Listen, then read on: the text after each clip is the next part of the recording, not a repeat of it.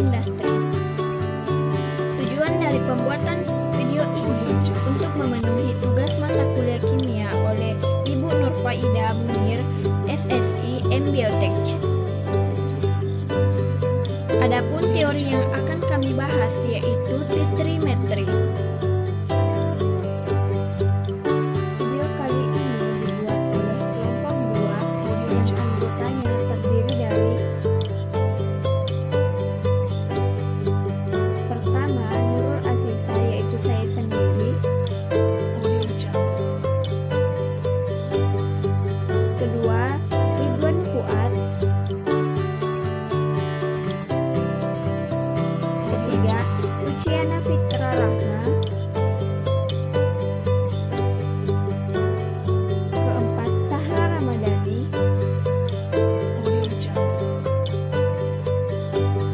kelima Fendi Lindasari, keenam Rizka Jusmita. Untuk lebih jelasnya, silahkan menyimak video animasi kali ini. Oke, baiklah. Saya akan menjelaskan tentang materi titrimetri. Apa itu titrimetri?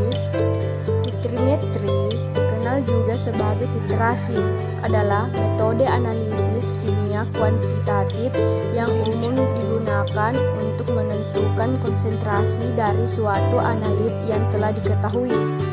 Sebutan titrasi berasal dari bahasa Latin titulus, yang berarti prasasti atau gelar. Istilah Perancis titre berarti ranking atau peringkat.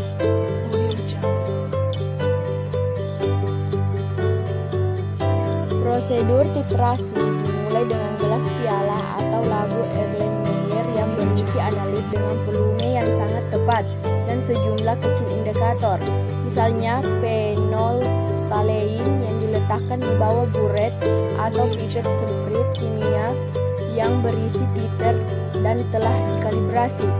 Sejumlah kecil titer kemudian ditambahkan ke dalam analit dan indikator hingga indikator berubah warna karena bereaksi dengan kelebihan titer, menunjukkan titrasi telah mencapai titik akhir. Bergantung pada titik akhir yang diinginkan, setetes titer atau kuran dapat membuat perbedaan permanen atau temporer dari indikator. Ketika titik akhir reaksi dicapai, volume reaktan yang dikonsumsi diukur dan digunakan untuk menghitung konsentrasi analit dengan persamaan Ca sama dengan Ct dikali Pt dikali M dibagi Pa.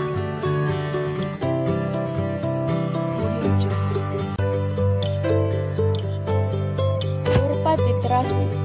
Kurva titrasi adalah kurva planar dengan sumbu X adalah volume titer yang ditambahkan sejak awal titrasi, sementara sumbu Y adalah konsentrasi analit pada setiap tahapan titrasi. Dalam titrasi asam basa, sumbu Y biasanya adalah pH larutan.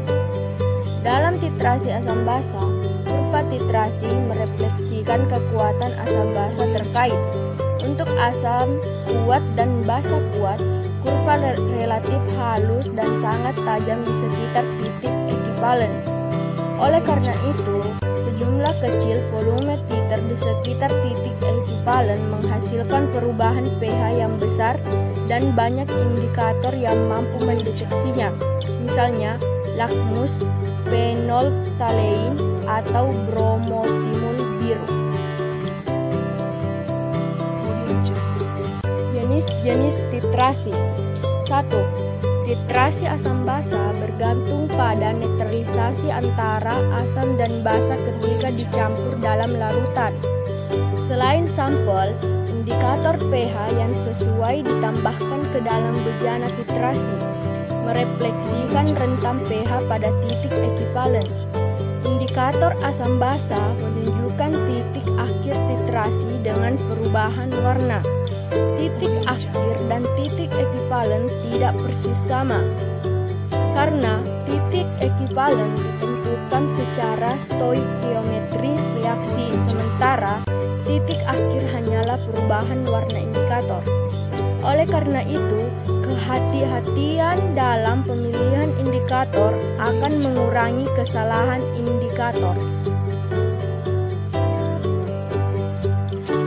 2. Titrasi redoks berdasarkan reaksi reduksi oksidasi antara oksidator dan reduktor. Suatu potensiometer atau indikator redoks biasanya digunakan untuk menentukan titik akhir titrasi. Misalnya, ketika salah satu konstituennya adalah kalium dikromat, perubahan warna larutan dari jingga ke hijau tidak jelas, oleh karenanya perlu digunakan suatu indikator seperti natrium dipenilamina. Analisis belerang dioksida dalam wain memerlukan iodium sebagai oksidator. Dalam kasus ini, amilum digunakan sebagai indikator. Kompleks iodium amilum berwarna biru terbentuk dengan adanya kelebihan iodium, menunjukkan titik akhir titrasi. 3. Titrasi fasa gas adalah titrasi yang dilakukan dalam fasa gas, terutama sebagai metode penentuan spesies reaktif melalui reaksi dengan kelebihan beberapa gas yang bertindak sebagai titer. 4. Titrasi kompleksometri berdasarkan pada pembentukan kompleks antara analit dan titer.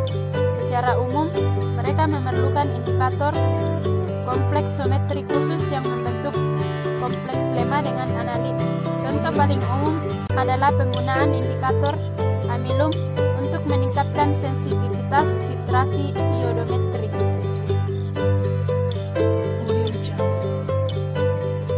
5. Titrasi potensial zeta adalah titrasi yang titik akhirnya dimonitor menggunakan potensial zeta, bukan menggunakan indikator, untuk menentukan karakteristik sistem heterogen seperti koloid. 6. Assay adalah suatu bentuk titrasi biologi yang digunakan untuk menentukan konsentrasi virus atau bakteri. Sederet pengenceran dilakukan terhadap sampel dalam rasio tetap, misalnya 1:1, 1:2, 1:4, 1:8, dan seterusnya sampai pengenceran terakhir tidak memberikan hasil positif adanya virus.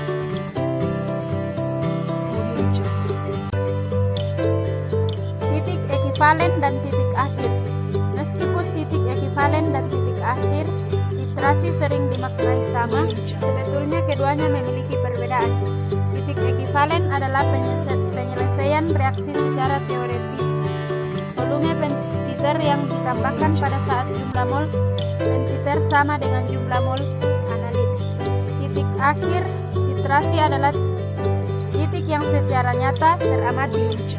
Perubahan fisika dalam larutan yang ditentukan oleh suatu indikator atau instrumen yang dinyatakan di atas.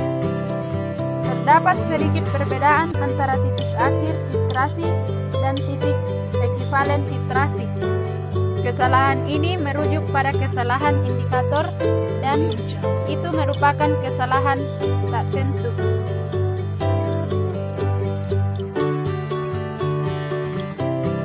Penggunaan khusus titrasi asam basa dalam biodiesel, limbah minyak sayur atau waste vegetable oil atau WVO baru dinetralkan sebelum suatu tumpah diproses lebih lanjut. Sejumlah WVO dititrasi dengan basa untuk menentukan keasamannya, sehingga tumpak berikutnya dapat dinetralkan dengan tepat. Ini menghilangkan asam lemak bebas dari WVO yang secara normal akan bereaksi membentuk sabun, bukan biodiesel. Titrasi redoks. Uji Winkler untuk oksigen terlarut digunakan untuk menentukan konsentrasi oksigen dalam air. Oksigen dalam sampel air direduksi menggunakan mangan sulfat mangan sulfat yang bereaksi dengan kalium iodida menghasilkan iodium.